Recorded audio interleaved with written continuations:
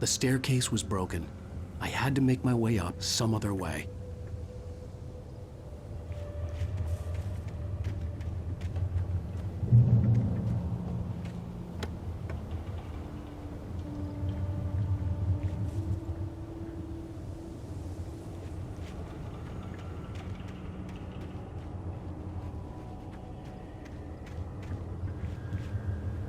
There was no power. There was bound to be a generator somewhere at the logging site.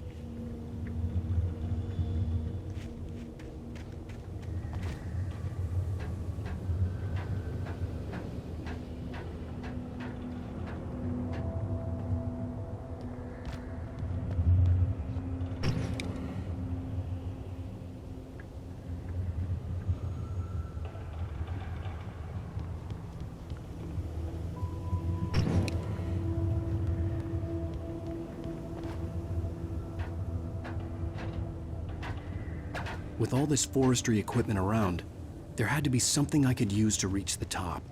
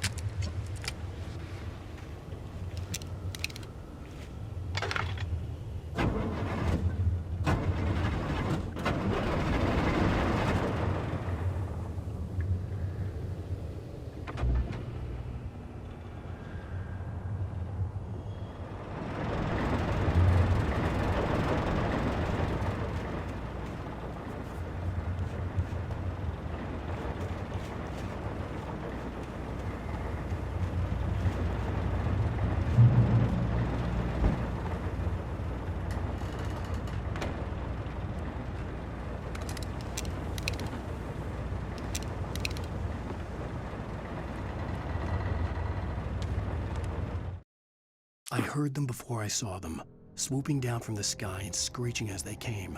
I spun around just as the cloud was upon me. For an instant, I stared into 100 dead eyes, black pearls glittering in the darkness. I raised the flashlight and the swarm exploded like fireworks. Feathers burned, turned into ash. I couldn't hear my scream above theirs.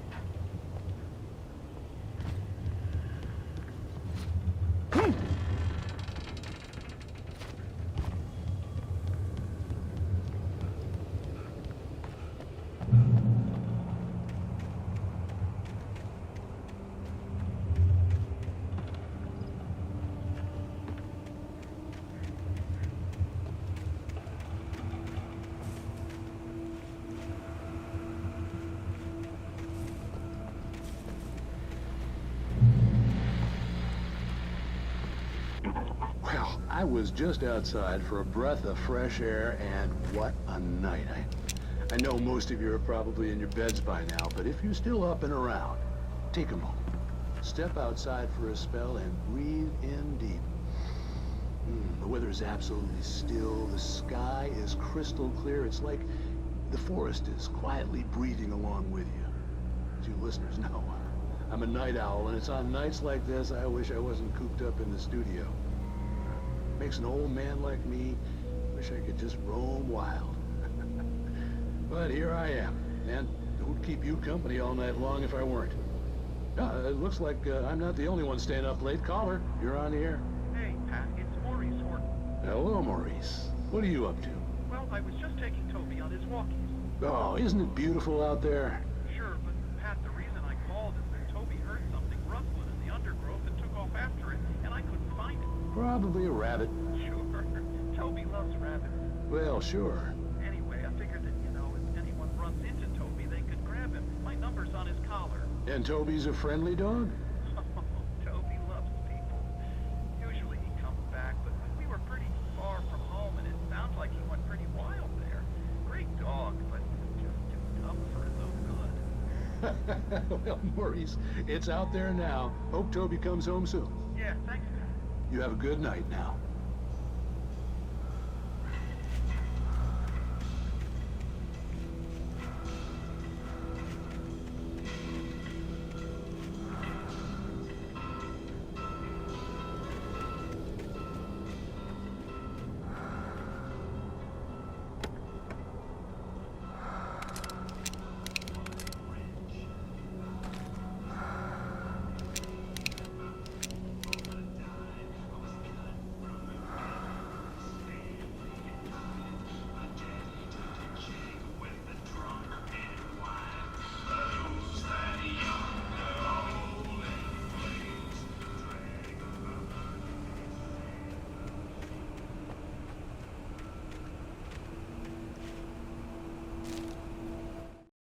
At first, I kept finding the pages as if by accident. The book I couldn't remember was either a terrible and true prophecy or an act of creation that had rewritten the world. I began to hunt the pages feverishly, for they held the answer to the mystery. With it, I could save myself. With it, I could save Alice.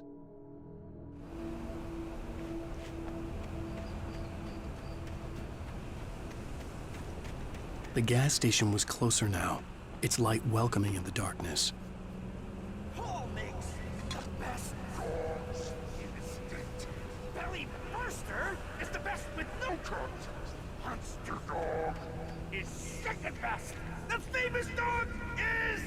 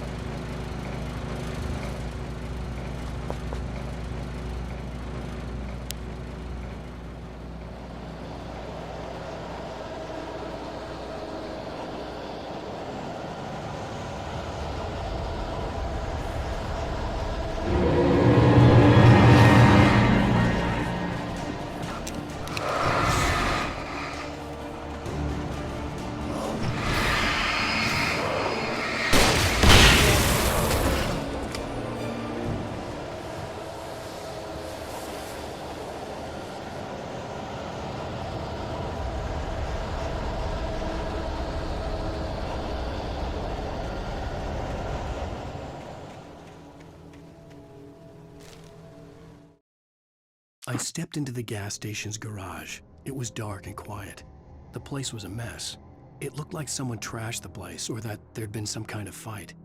Light spilled into the room through an open door at the back, and I made my way toward it. Without any warning, I was blinded by a bright light. An old portable TV on the shelf had come alive by itself. Impossibly, I could see myself on the screen, talking like a madman.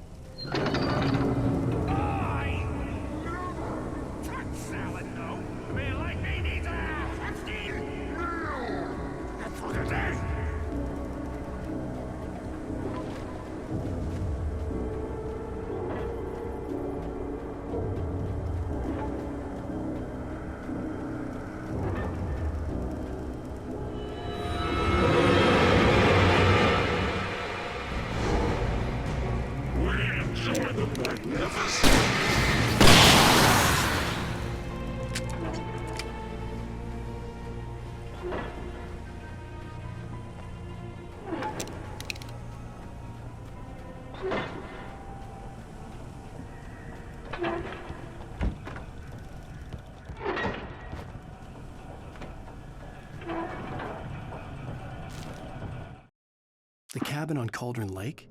She asked. The sheriff looked at me suspiciously. The early morning light flooded through the office windows. I would probably never have gotten out of the woods alive without her help, but I couldn't tell her the truth of what I'd faced the previous night. She'd think I was lying or crazy.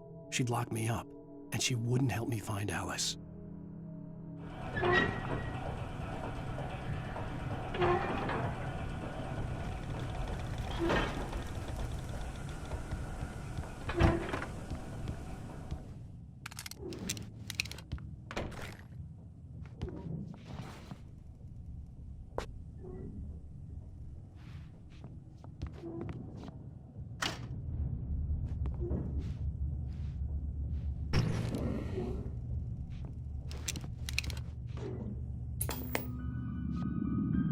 Science. It bestows immortality on those who advance it to elevate all of mankind. Newton, Einstein, Sagan, princes among men. But the price for such a legacy is steep indeed. In Night Springs. Tonight's episode, a quantum suicide. If our lives are already written, it would take a courageous man to change the script. Having called a press conference, Dr. Barclay Colvin is about to demonstrate that very courage. Ladies and gentlemen of the press, I am Dr. Barclay Colvin, and I'm glad so many of you could join me here at the Moorcock Institute.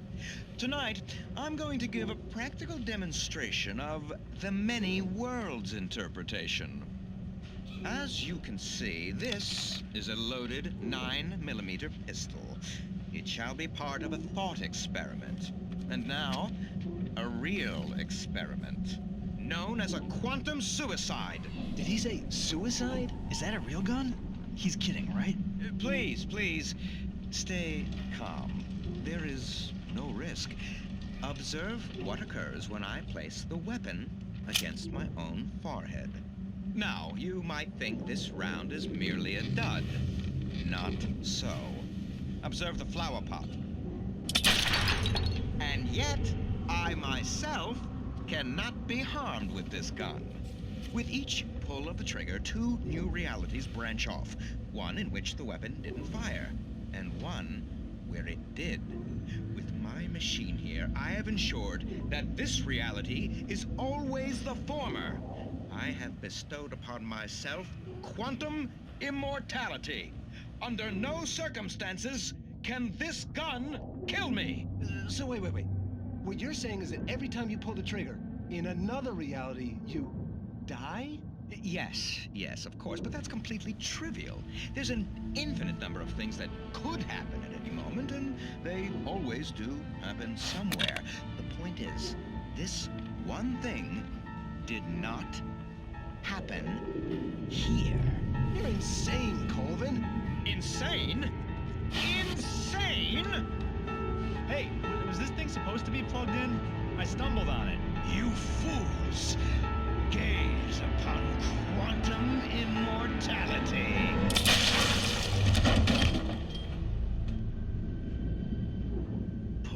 Poor Dr. Colvin, felled by his own hubris or the ignorance of the masses. Perhaps he should have left the crate unopened, the decaying atom unobserved. Curiosity often kills the cat. Night Springs.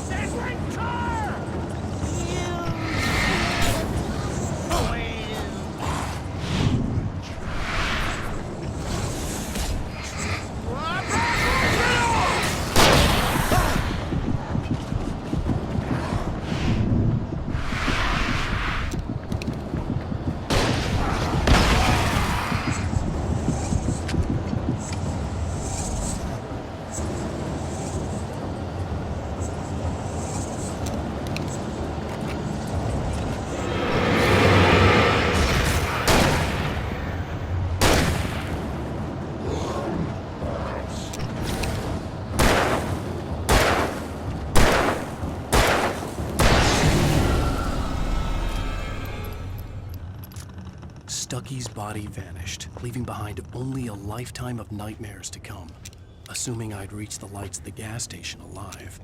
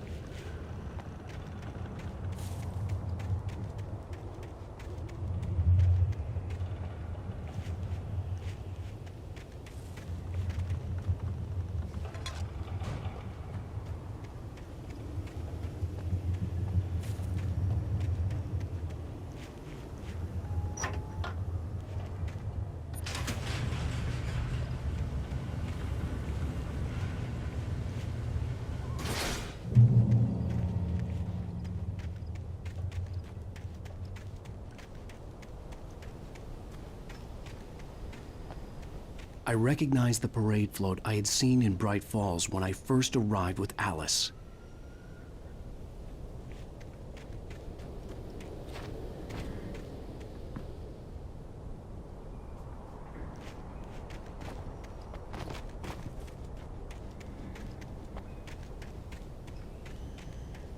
After the insanity I had just experienced in the darkness, the lights of the gas station felt comforting.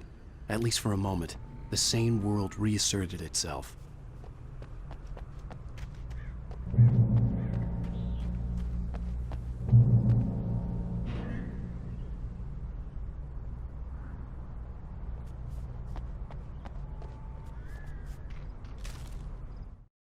Stucky spat on the garage floor and tried to shake the cobwebs from his head. Ever since the couple never showed to pick up the keys, things had been fuzzy. Something, a feeling, caught his attention. Stucky looked up and stared as his brain tried in vain to process the horror before him. He stumbled back, knocking over a can of oil. A black pool spread across the floor while he struggled for a brief moment, then let go as the unrelenting darkness engulfed him.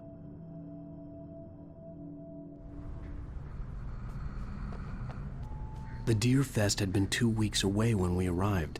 If the day count on the banner was right, I was missing a whole week between the night we got here and now.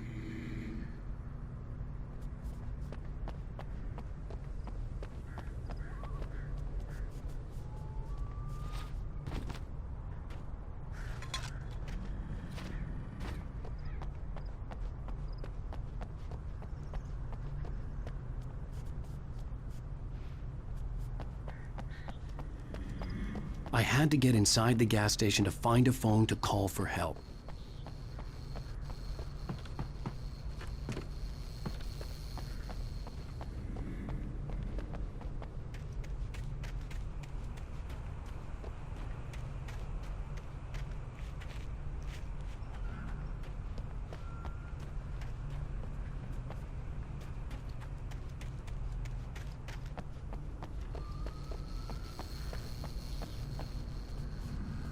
The garage was a mess. It looked like someone had trashed the place, or that there'd been some kind of fight.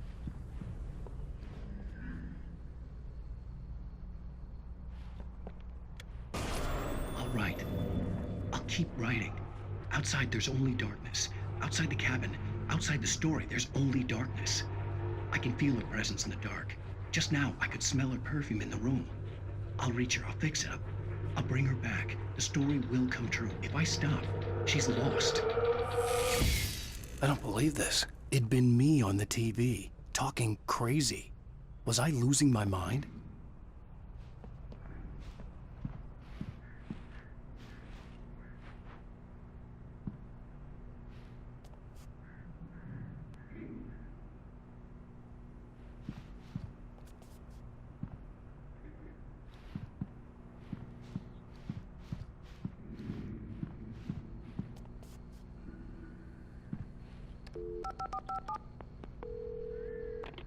Bright Falls Sheriff Station.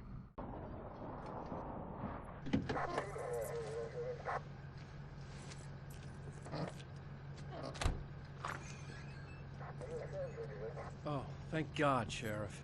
Sheriff Sarah Breaker. You are... I'm Alan Wake, but listen, I was in a car crash. My wife, Alice, she's missing. Calm down, Mr. Wake. We were staying in a cabin on the island, on Cauldron Lake. There's no island on Cauldron Lake, not since the big eruption in the 70s. Please, I can take you there, okay? You look like you've taken a pretty bad knock to the head. Are you okay? Listen. We'll figure this out. Please get in the car. We'll swing by the lake and then we'll go to the station, okay? Mr. Wake, have you seen Stucky, the guy who owns this place? I realized I couldn't tell her what had happened in the forest. She wouldn't have believed me. And then she wouldn't have helped me with Alice.